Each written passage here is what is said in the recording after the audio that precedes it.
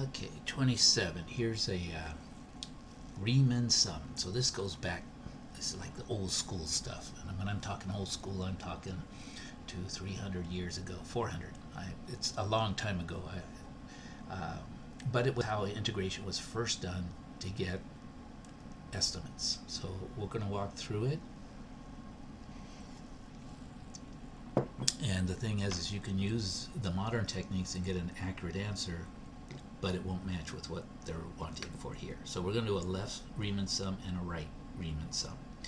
So one of the first things we want to do is with Riemann sums, it's very graphical. So let's get a graph of this. We're going x equals 4 to 8, and this is our function. So let's start off with looking at a graph. We're going to label it and go from there. So the calculator, the graphing calculator, is an indispensable tool for doing this, even though they didn't have it. And if we've got a graphing calculator, why do we need to do this? I don't know, but we'll do it. Okay, x squared plus 5. Some of the, oops, not there, down here. Some of the reasons we do this is because there's a connection with when they discovered it. We'll see what's happening, that we really are getting the area under a curve. Okay, so then we go second. No, we're going to go with the window, right? I want my x's to go from 4 to 8 because I don't want to see what I don't have to see. 4 to 8 is all I need to see. I don't know what the y max needs to be. Let's see remember, while we're integrating is going to give us the area under the curve.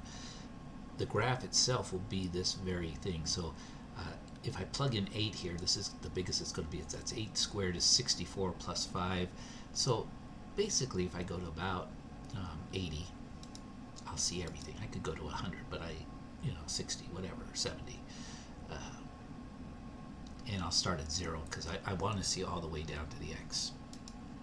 There we go.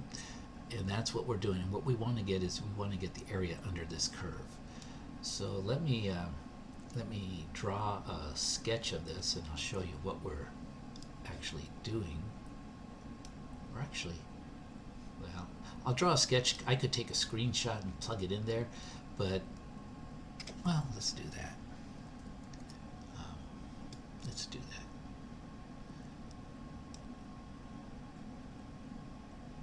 Because this is how you're going to maybe be thinking. Okay, so I'm going to put this down. We're going to come back to here. Let's make this a little smaller so I have a little bit more room. You can still see it there. I want to put it over here. So let's make this tight, and then let me paste in my window, and again make this tight because I want to put it over here.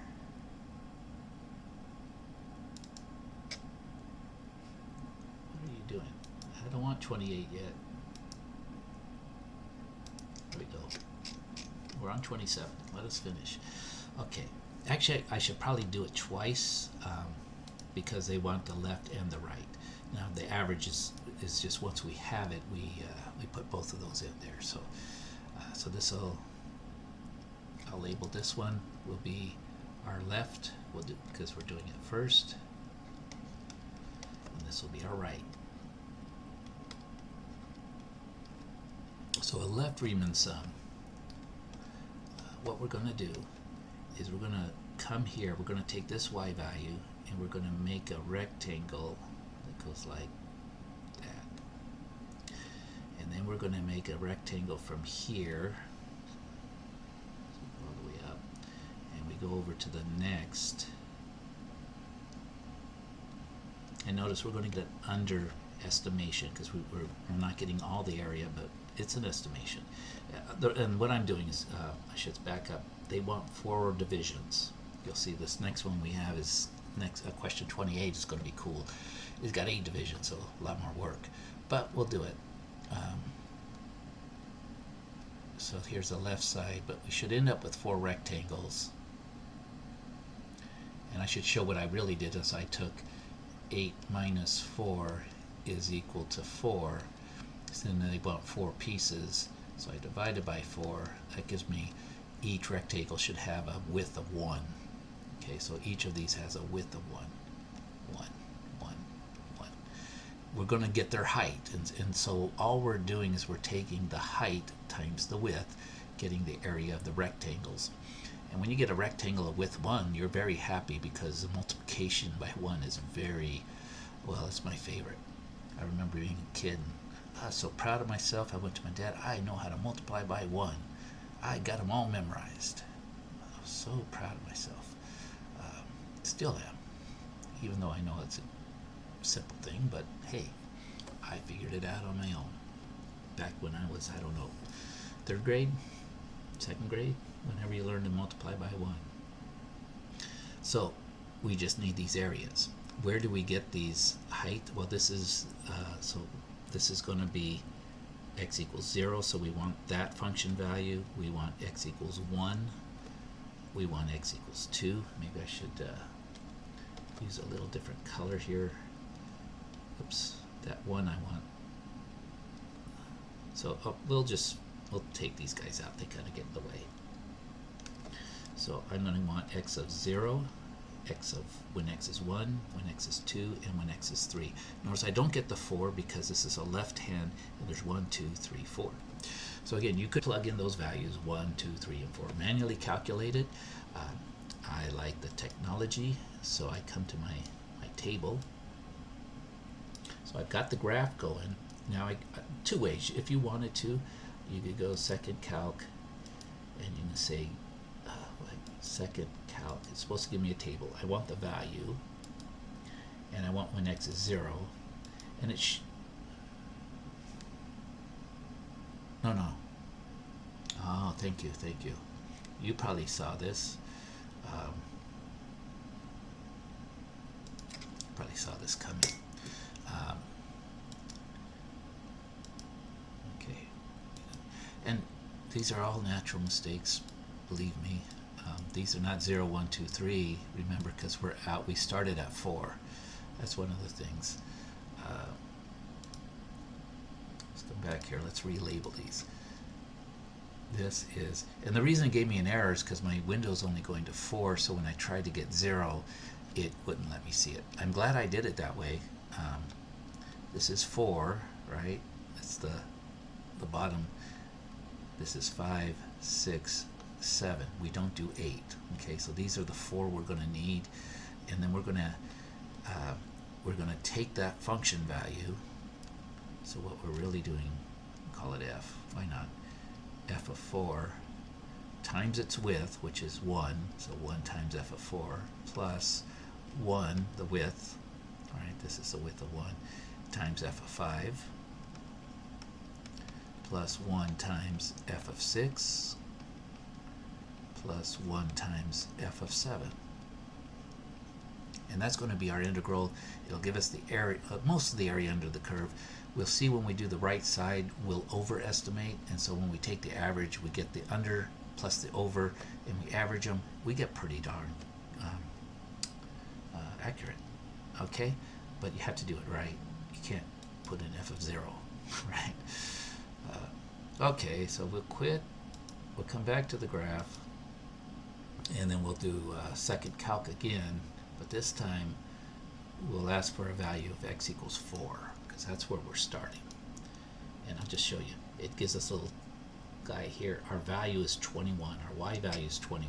We can also do this with the table, which I'll switch over, but I'm glad I didn't start there, because I would have had a value for 0, and I would have gone through all of this and probably had to throw that video away.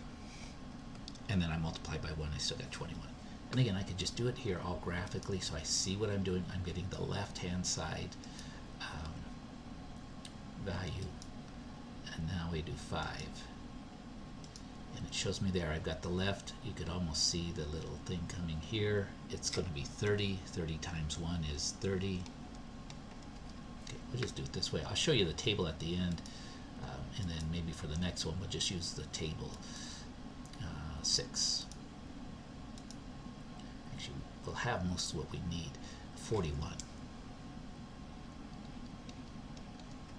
And then f of 7.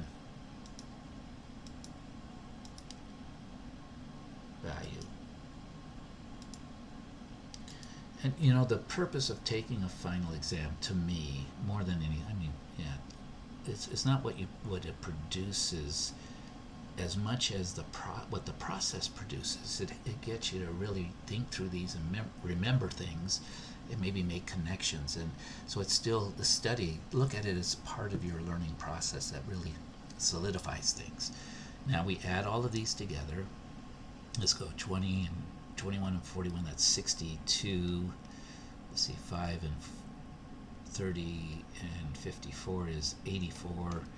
And then that's going to give us 6, 4, 2, and then that's 14, 146. Okay, so that's our answer for this one up here. So the left Riemann sum is 146. When I get the graph, I'll just also show you, just to kind of make sure you're on track. We can do this second calc. We can get the actual integral, number 7, and the lower limit is 4, the upper limit is 8. There it is. That's all the area under the curve. It's 169.333. Okay, so I'm gonna, that's not one of our answers, but I'm just gonna sneak in here 160, what was it, 163.888? I can't remember. I think I got it backwards. 169.333. Okay, 169.333. That's the this associative thinking. Okay, now the right side we do similar. Oh, I told you I would show you how to do this with the table. So we go to table set first to make sure everything's set up. We want these independent and dependent on auto. We want our table to start at 4. We could start at 0 and then move up, but and then we want the table change. We want the table change to be just 1, not 0.25. So it's going to go 4, 5, 6. Okay. Come over here. Table is a shifted graph, so shift graph, and there's 4 is 21, 5 is 30, 6 is 41, 7 is 54. Now it's a little bit quicker, but not quite as clear understanding necessarily. And if I would have went down here, see, I would have started with these, and I wouldn't have thought about that I was in the wrong place. Okay, so that's using the graph is kind of a security, a safety net, if you will. Okay, so let's come here and look at how we do the right side, and then when we take the average, you're going to see we're going to be very close to this 169. Now the right side is going to overestimate. How do I know? Well, practice, experience. So the right side, we've got. I'm going to put these down here now. So this is 4, 5, 6, 7, and 8.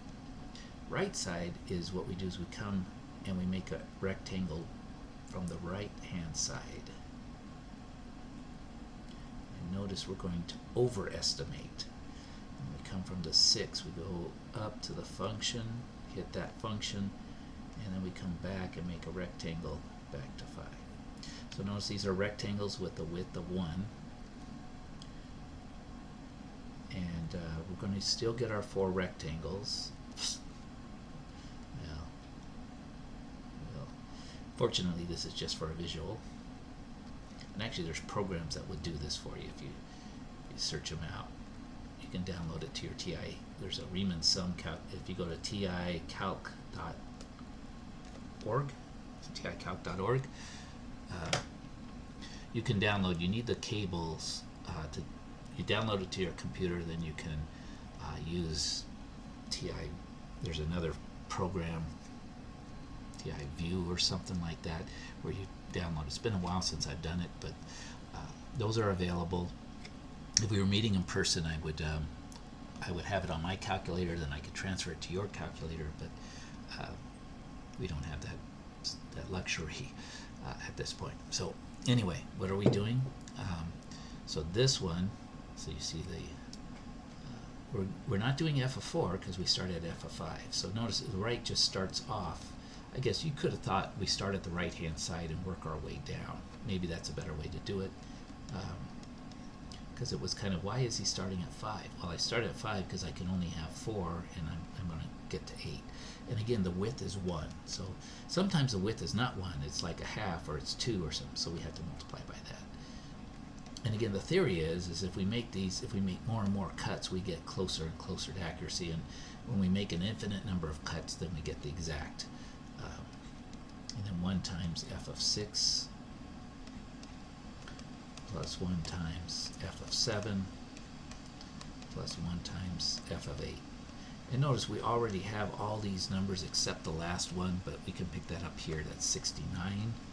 69 times 1 is 69. 7 is 54. So just from the table, 41, and then 5 is 30. And if this is not 1, if say it was a half, one kind of way to do it is to put it out here and then do all the addition and then multiply at the end. You know, we'll probably do that on the next one. I think the next one has more divisions. Okay, and then again, it's just add these together.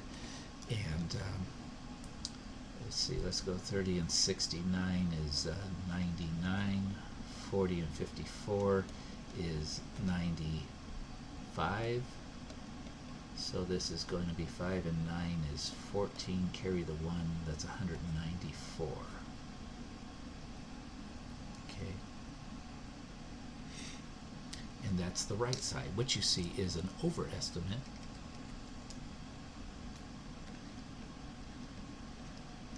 So to get the average, you add them together, divide by 2, because there's 2 numbers, 146 plus 194 divided by 2. 94, is that really right? Yeah, this 1 and the 9 would have been better. That's 194. Okay.